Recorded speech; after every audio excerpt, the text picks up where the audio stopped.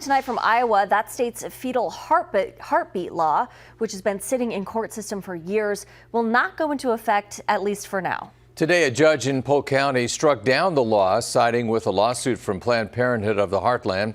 Governor Kim Reynolds signed the bill into law in 2018. It bans most abortions after a doctor detects a fetal heartbeat, and that can happen as early as 6 weeks into a pregnancy. Those who support abortion access challenged the law most immediately. It has not gone into effect since a judge had injunction in 2019. In today's ruling, the Polk County District Judge said she didn't have enough authority to overturn that injunction.